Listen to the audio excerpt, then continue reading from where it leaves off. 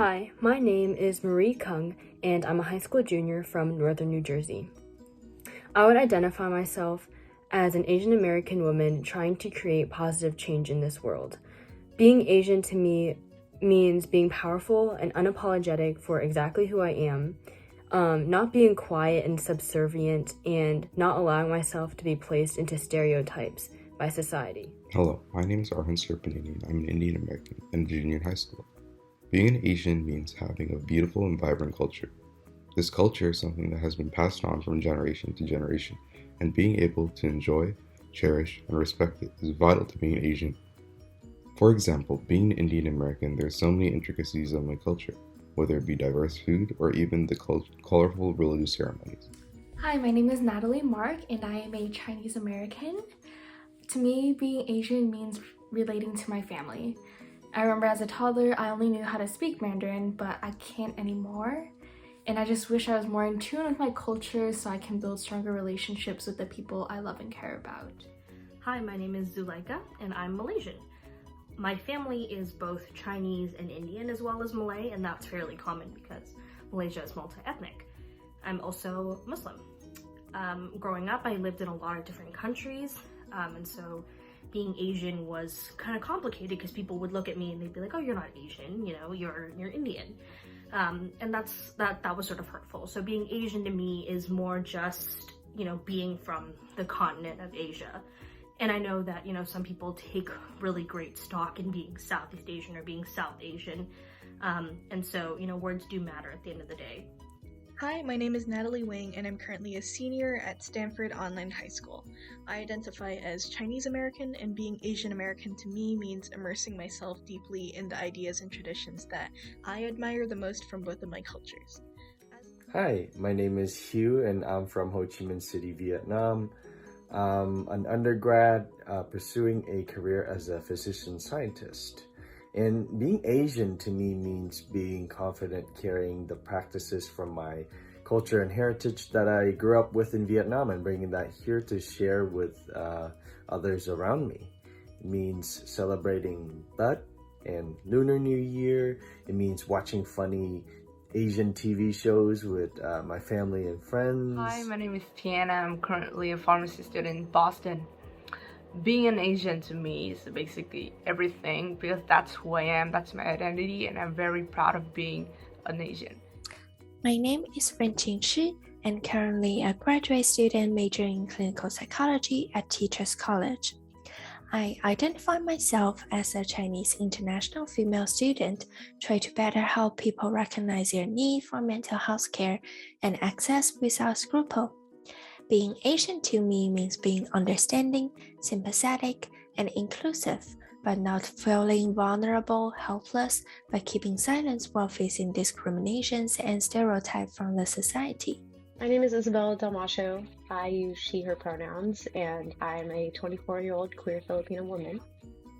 To me, being Asian and Asian American is being part of a group of people with similar histories and struggles, and also a broader collection of cultures that are really diverse and beautiful. Hi, my name is Hieu Tran from China. I would identify myself as an Asian who tries to achieve success in academia. Being an Asian means being in a minority group, and people may characterize me into the pre-existed stereotypes. Therefore, being an Asian gives me the motivation to eliminate or mitigate this prejudice.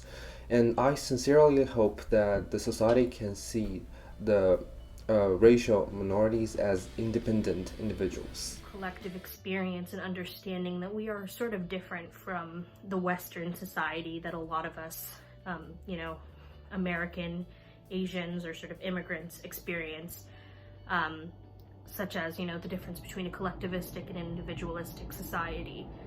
And yeah, the strength there is just being part of a whole, being part of a collective. And sometimes that can seem limiting and it can seem like a lot of pressure, but it also means you stand for something more than yourself. And, you know, you always have that to look back on. My You know, my mom's side of the family, she has 13 brothers and sisters. My dad had 9 brothers and sisters. And growing up with that kind of family unit behind you, it shapes who you are as a person, and it builds into, you know, the fabric of you. I think my teachers growing up did try to recognize diversity, but I wish that they didn't generalize these different cultural identities so much. These categorizations aren't really homogenous, and my identity as a Filipina or as someone who's Southeast Asian is very different than someone who's South Asian or East Asian, and I wish my teachers were more aware of that.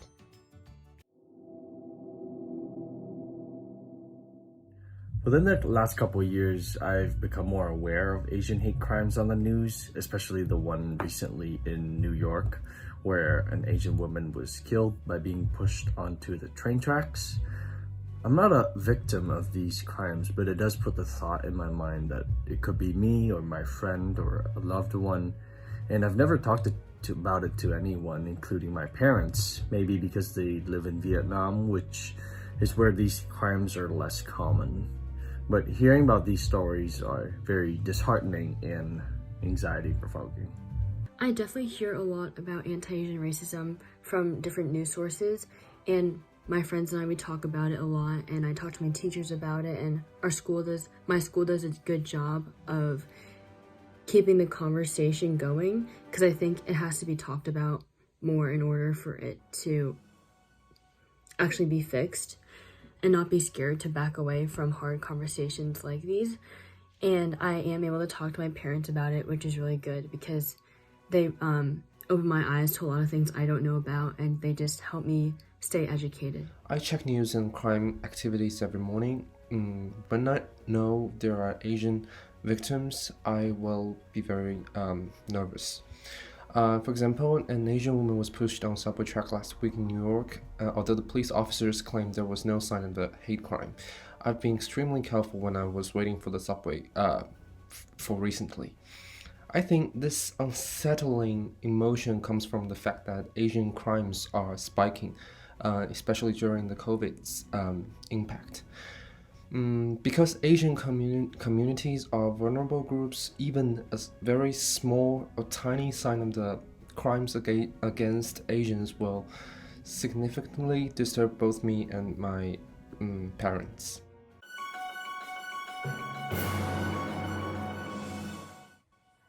I would like to see the model minority myth go away because it personally has hurt me. People have assumed that I meet this golden academic standard, and that has caused me to internalize it and put enormous pressure on myself to meet it. Both in history and in the present day, the constant stereotyping, erasure, and mockery of Asian characters and actors in the media would be something I'd like to see change. I think we have the responsibility to study how entertainment, films, things that we often overlook in everyday life, contribute to how we as a society perceive the Asian identity. There's a mindset shift from needing your children to be perfect to just wanting them to be happy. I feel that a lot of Asian parents can put a lot of pressure on their children to reach perfection in order to be successful or to show other people how great they're doing, but that's not the end goal in life. Time and time again, society often rejects its immersion, and I would love to see youth and adults alike truly celebrating and bolstering this culture, unapologetically being Asian. Community is to progress the conversation about mental health awareness, especially with parents and children, and learning to communicate feelings and emotions in a safe and open space. I hope there are more people acknowledge that all Asians are not the same. There are different countries, different cultures, different languages in Asia.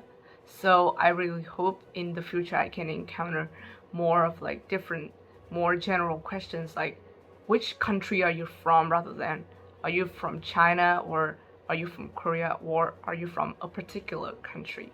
However, as an Asian student, I realized most of our education from Asian family emphasize tolerance as a virtue, which might be the reason why we didn't get enough support from our own people. against Asian hate. Therefore, one change I wish to see is that more Asian people can be encouraged to stand up for their voice, rather than keeping silence and tolerating viciousness from anti-Asian racism. I think a lot of talk about the Asian identity recently has been about representation. And even though that conversation is really important in the future, I'd also like the discourse around Asian American or Asian identity to shift beyond just these conversations to more empowerment and action that goes beyond Hollywood and media.